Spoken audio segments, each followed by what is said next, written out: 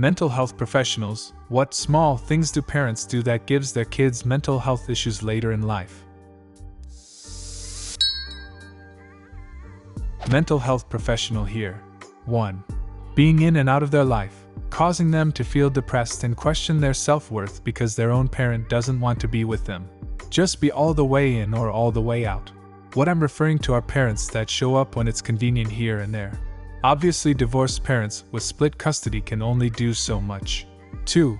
Punishing them for making honest mistakes, causing anxiety if they aren't perfect. Additionally, never giving them consequences for anything at all, creating a sense of entitlement. 3. Doing everything for them and never allowing them to make their own decisions, which teaches them no responsibility or problem-solving skills. 4. Enabling them to continue to make poor choices by defending them all the time. More entitlement and narcissism as they get older. 5. Only acknowledging when they do something wrong, and rarely praising them. Again, more anxiety about not being perfect. Additionally, only praising their efforts in things you like, rather than praising all their efforts. 6. Being aware of abuse and not only allowing it to continue, but to do nothing to advocate for your child, or trying to sweep it under the rug, or being the one perpetrating the abuse. PTSD and all its components come into play here. 7. Sharing your adult problems with them. More anxiety when they feel like they have to fix your problems. There is such a thing as adult conversations. To clarify, I don't believe there is a golden age to talk with your kids about mature topics. All kids handle this differently. Some like to help and be part of the family decisions, and some cannot handle when they can help. It's one thing to talk about financials with teens so they understand money doesn't grow on trees. It's another thing to talk to a 6-year-old about how you can't pay rent and might end up homeless. 8. Projecting your hopes and dreams on them. Maybe little Johnny doesn't want to be a lawyer. Let's not riddle him with depression because he hates his life because you forced him to live out your dream instead of his own. 9. Not apologizing when you're wrong. This leads to the child thinking that everything is their fault anytime something goes wrong. Even if they don't end up with a mental health diagnosis, we don't want them being maladjusted adults when they're older. Also, just because you've experienced these things, it doesn't automatically mean you will be damaged. How we behave as adults is purely our responsibility. If you're experiencing poor mental health as a result of these things, or anything else for that matter, seek professional help. If you feel like you've adjusted fine even with having these experiences, that's great. How do you deal with the fallout of number 7 as an adult? I still feel like I'm parenting my mom. Tough love and boundaries. Give her the tools to fix her own problems and send her on her way. Ask her, what are you going to do to change that? And when she says nothing, or does nothing, tell her you're no longer willing to listen. Like, don't burden me with things you have no intention of fixing for yourself when you absolutely can and choose not to. One time I forgot to look both ways before crossing a street. I wasn't hit, but it was close. My mom punished me for that. Once there was a miscommunication on picking me up and she couldn't find me. She punished me for that too. That was a long time ago, but I clearly remember both instances and still am terrified if messing up. I'll get yelled at if I accidentally break something. If I ever cry, I'm told to go where she can't hear me. And yet she tells me to trust her and talk to her anytime. Choosing when to give love to your child or making them earn it. Coming in and out of their lives on a whim. Constantly bringing up body image issues, especially theirs, but then buy them junk food. Oh shit. My parents have done the last one. They constantly say that I need to be healthier but then constantly buy junk food and pretty much enable these habits. I do wish I had the willpower to change though. Admit your own mistakes. My parents have never once in my life told me, I'm sorry I did that, and my God is every single conversation we have a fucking battle because they just refuse. 2. Apologize. Seriously, teach your kids some humility. My parents had the mentality of, I'm your parent so I'm always right. The biggest one I see is parents who refuse to take accountability for their mistakes. Honestly, it's not a huge deal if a parent fucks up, no one's perfect.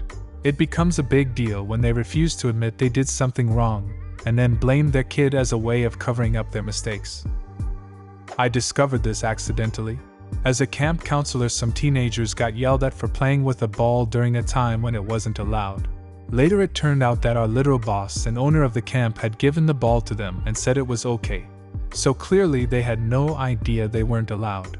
I went to them and apologized on behalf of everyone, and for the rest of the camp I was their favorite counselor. Most adults refuse to admit when they fuck up because they allow their ego to be attached to if they are right or wrong. So being wrong ends up bruising their ego and makes them question themselves. People hate questioning themselves once they've announced their beliefs. This is why teaching critical thought and showing young adults that being wrong is a part of life that should be embraced.